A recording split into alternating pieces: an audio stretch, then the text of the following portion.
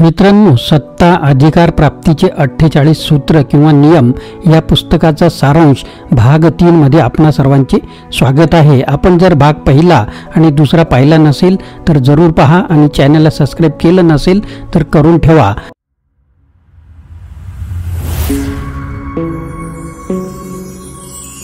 नमस्कार मित्रांनो, माझे नाव आनंद आहे आणि मराठी आनंद यूट्यूब चॅनलमध्ये आपणा सर्वांचे स्वागत आहे। आता आपण पुढील सूत्र कंटिन्यू करणार आहोत या व्हिडिओमध्ये। तर सूत्र क्रमांक 25, स्वतःची पुनर्निर्मिती करा। समाज तुमच्यावर काही अपेक्षांना थोपवण्याचा प्रयत्न करेल, परंतु तुम्हाला ते मान्य करण्याची गरज नाही। तुमच्याजवळ स्वतःला घडविण्याचे सामर्थ्य आहे। तुम्हाला जे व्हायचं आहे ते तुम्ही होऊ शकता। कोणालाही असे बोलण्याचा हक्क देऊ नका की तुम्ही कोण आहात आणि तुम्हाला कसे काम करायला पाहिजे।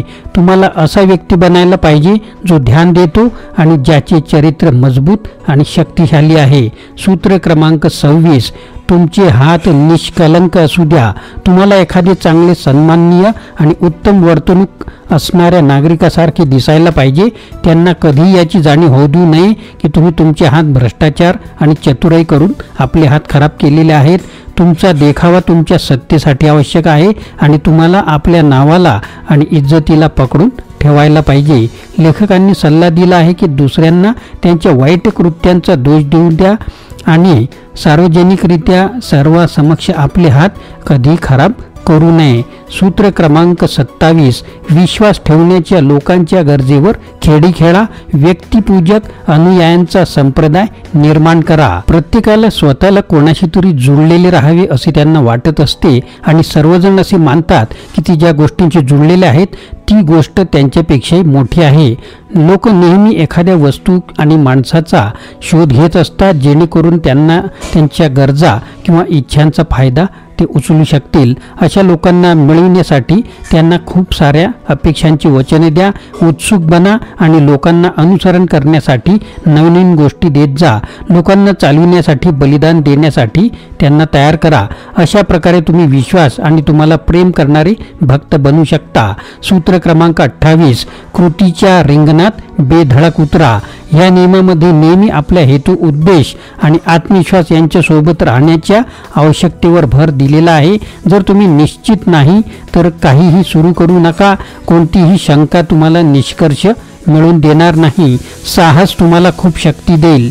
सूत्र क्रमांक 29, अंतिम परिणतीच्या क्षणापर्यंत नियोजन करा। कोणत्याही कार्याला सुरुवातीपासून ते शेवटपर्यंत नियोजन करा।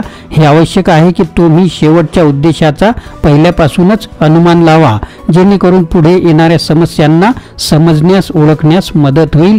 नियोजनामुळे तुम्ही उत्कृष्ट कार्य करण्यासाठी नेहमी तयार राहाल। कोणत्याही गोष्टींना विना तयारीने जाऊ नका।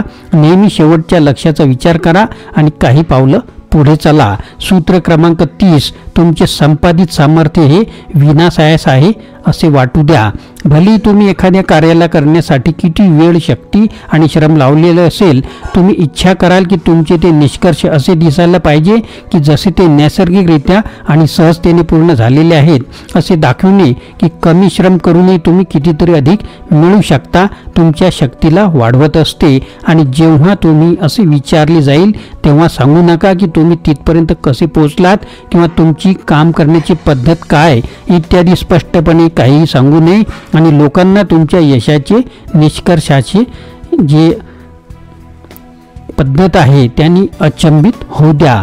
आपली माहिती उघड करू नये, रहस्य उजागर होऊ देऊ नये। सूत्र क्रमांक 31, पर्यायावर तुमचे नियंत्रण राहू द्या। तुमच्या कामाचे पत्ते इतरांना पिसू द्या।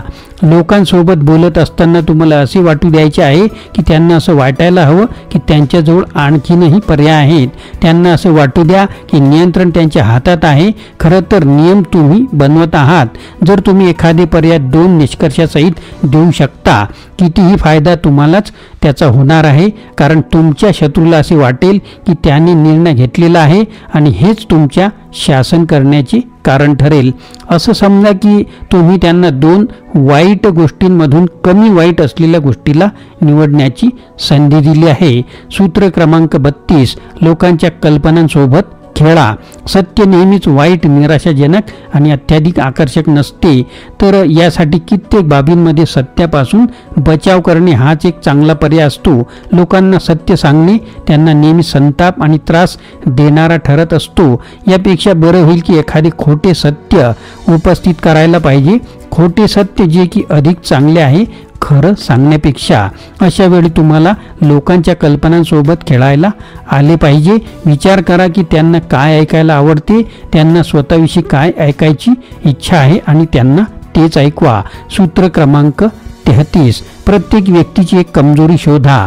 जगामध्ये प्रत्येक व्यक्तीची एखादी कमजोरी असतेच, कोणतीही कमजोरी नसते हे अशक्य नाही. तर हे माहीत करणे की त्यांची कमजोरी काय आहे एका शत्रूला समाप्त करण्याची किल्ली आहे. कमजोरी कोठेही शोधली जाऊ शकते. एकदा का तुम्ही कोणाची कमजोरी शोधली तर त्याला आपल्या फायद्यासाठी उपयोग करा. सूत्र क्रमांक 34. आपल्या स्वतःची ओळख चाल एका राजपरिवारातील व्यक्तीसारखी बनवा. राजासारखे वागा म्हणजे राजासारखे वागवले जाईल. आपल्या सर्वांनीच हे म्हण ऐकले असेल की दुसऱ्यासोबत तसेच वागा किंवा वर्तन करा जसे तुम्ही त्यांच्याकडून अपेक्षा ठेवली असेल. रॉबर्ट ग्रीन या म्हणीच्या पुढे आपल्याला थोडंसं घेऊन जातात आणि म्हणतात की तुम्हाला अशा पद्धतीने कार्यकृती केली पाहिजे जशी तुम्हाला इतरांकडून करून घेण्याची इच्छा आहे. जर तुम्ही शक्तिस्फूर्तीने कार्यकृती आणि आत्मविश्वासाने करत असाल तर लोकसुद्धा तुमचा सन्मान असा करतील जसे तुम्ही एखादे राजे आहात. जर तुम्ही चिंतित असाल आणि गुमान थंड साध्या पद्धतीने कार्यकृती करत असाल तर लोक तुमची जास्त इज्जत सन्मान करणार नाहीत. आपल्या कार्यकृतीबद्दल सन्मान मिळवत राहा. सूत्र क्रमांक 35. वेळ साधण्यात नैपुण्य मिळवा. वेळेचे नियोजन करण्यात पटाईत व्हा.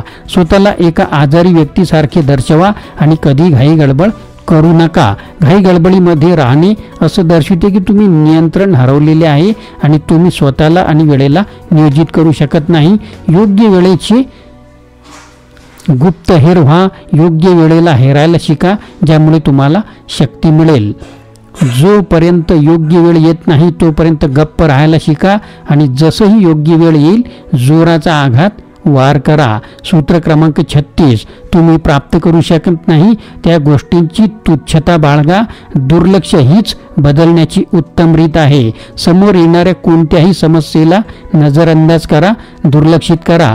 असे केल्याने समस्येकडे तुमचे लक्ष कमी लागेल आणि हळूहळू ती समस्या नाहीशी होईल, समाप्त होईल. आणि जर तुम्ही समोर येणाऱ्या समस्येकडे लक्ष द्याल तर ती अजून मोठे रूप धारण करेल. अशाच पद्धतीने आपल्या शत्रूंसोबतही विचार करा. त्यांच्यावर लक्ष केंद्रित करून त्यांची शक्ती वाढू देण्यापेक्षा चांगले होईल की तुम्ही त्यांना दुर्लक्षित करा. असे केल्याने तुमच्या शत्रूंना तुमचा त्यांना नजरअंदाज करण्याचा स्वभाव खालील, ते तडफडतील. अशा पद्धतीने त्याच गोष्टीसोबत करा जे तुम्हाला मिळवण्याची इच्छा आहे परंतु मिळू शकत नाही. कधीही लोकांना हे कळू देऊ नका की तुम्ही असे काहीतरी मिळू इच्छिता जे तुमच्याजवळ नाही आहे. त्यामध्ये कोणतीही रुची दाखवू नका आणि अशा प्रकारे तुम्ही सुद्धा एका शक्तिशाली आणि मोठ्या व्यक्तीला बघू शकाल. मित्रांनो, हा भाग 3 आपल्याला कसा वाटला हे आम्हाला नक्कीच कमेंट बॉक्समध्ये कळवा. आता पुन्हा भेटूया भाग क्रमांक 4 मध्ये. चॅनलला सबस्क्राईब केले नसेल तर जरूर करा, कारण आपल्याला नेहमीच मोटिवेशनल ठेवण्यासाठी मी व्हिडिओ बनवत असतो. मित्रांनो, आपल्याला व्हिडिओ आवडल्यास लाईक करा, शेअर करा, सबस्क्राईब करा.